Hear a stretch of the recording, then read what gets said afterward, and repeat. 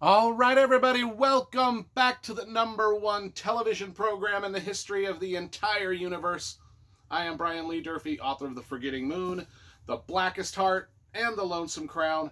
All three books published by Simon & Schuster's Saga Press. Today I'm going to be reviewing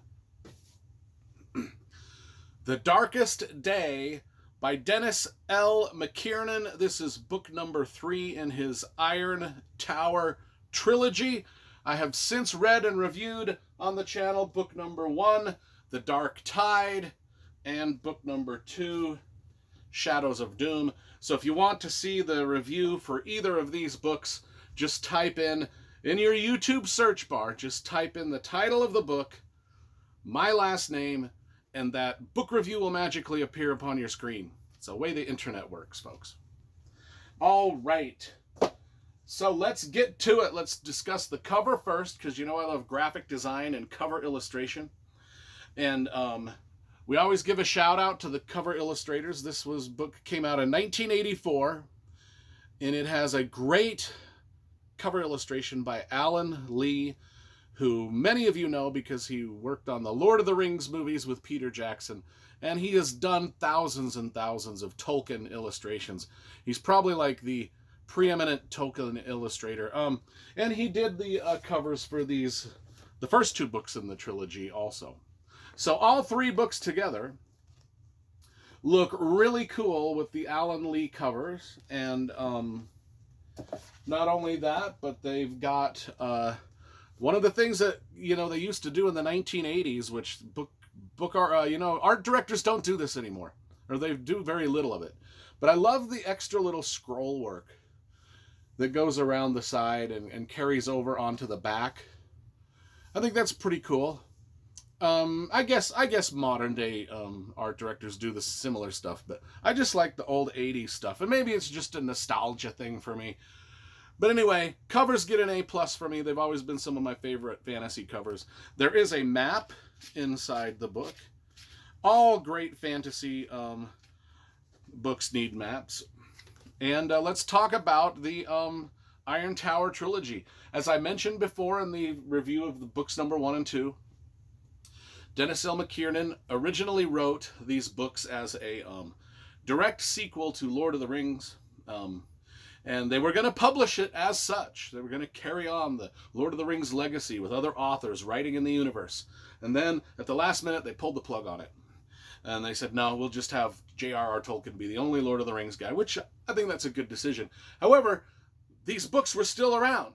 And Dennis L. Mckiernan and the publisher decided, well, they're still great stories. Let's just change the names of the characters and the names of the places. And we'll have a new fantasy series here that's kind of a Lord of the Rings knockoff. And it is this trilogy and all of Dennis L. Mckiernan's books take the heavy criticism that they're written in the style of Lord of the Rings. They're written in the language of J.R.R. Tolkien. It's this if you were to compare Tolkien's writing and Mckiernan's writing, very similar in style and prose and scope and just epicness.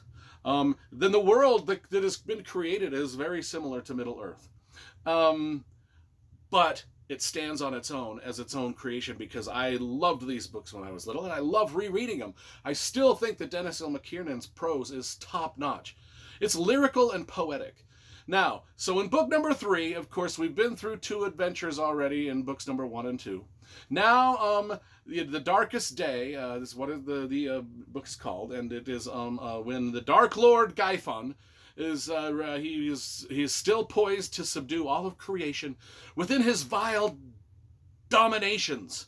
And the Warriors of Light versus the Warriors of Dark. This is a typical Dark Lord out to take over the world type of a book. And the men and the elves and the dwarves and the Warros. The Warros are kind of like our halfling hobbit creatures of this world.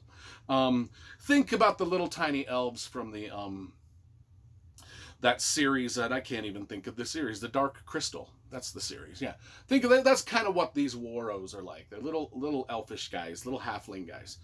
Very athletic, very cat-like, very good with their little sword fighting and their arrow shooting and stuff like that. But they're dope. They're like a little more fighter-ish than hobbits. I don't even know if fighter-ish is a word, but that's exactly what they are. So all of these people have to come together, find the magic talismans, go on the big quests, and get all of the things prepared and all the armies ready to fight the Dark Lord from taking over the world of Mythgar, and it is the world of Mythgar. So we've got all these characters. Mainly, our main Waros are Danner, Patrell, and Tuck. They are the three kind of hobbit-like guys that we follow mostly. And they get involved with a lot of kings and princes and elves and dwarves and stuff like that. Now, Marilee is a female Waro, like the female hobbit. She is on the venture too. She was not really in the adventure in book 1, but she sort of joined the adventures in books 2 and 3. So Marilee, Danner, and Patrell, they are preparing for the siege against the Dark Tower. This is the Dark Tower Trilogy. It is all about getting to the Dark Tower at the end and destroying the evil Lord Gyfin and the Mordru and all of the people that are bad in the Dark Tower. Just get rid of them, kill them, so the Dark Lord cannot, take over. And so they are getting ready for that, and they've got, Lord Gildor with them and King Galen and all the and the Merkin Stone and all of the magic stuff. And then, but the more harrowing journey is the journey of the lone Waro Tuck, who kind of gets separated from everybody, and now he must take on a quest of his own. Much like Frodo entering, Mordor and casting in the ring into the Mount Doom, Tuck is by himself. There's no Sam Gamgee to help him, but Tuck is by himself, and he must scale the heights of the Dark Tower itself to save the Princess Laurelyn. It is save the princess from the tower, kind of a story. But it is so cool. And one of my favorite scenes in all of fantasy is just following Tuck alone on this journey as he goes up into the Dark Tower. And it's just really cool.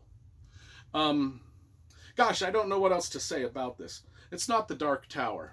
The fuck am I? Okay, I probably should just reshoot the whole fucking video because this is not the Dark Tower Trilogy.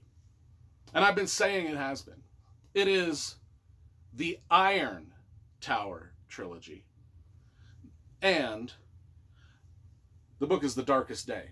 That's where I got confused, because Darkest Day and the Dark Tower and the Iron Tower. It's the Iron Tower Trilogy, folks. I will edit out everything I just said before that. So anyway, let's just give this. I love this series. It's one of my favorite nostalgia reads to go back to every once in a while. And Dennis L. Mckiernan is one of my favorite writers. 80s fantasy, 90s fantasy. Just superb world building. And the trilogy gets a 10 out of 10. This book gets a 10 out of 10. It's just dope.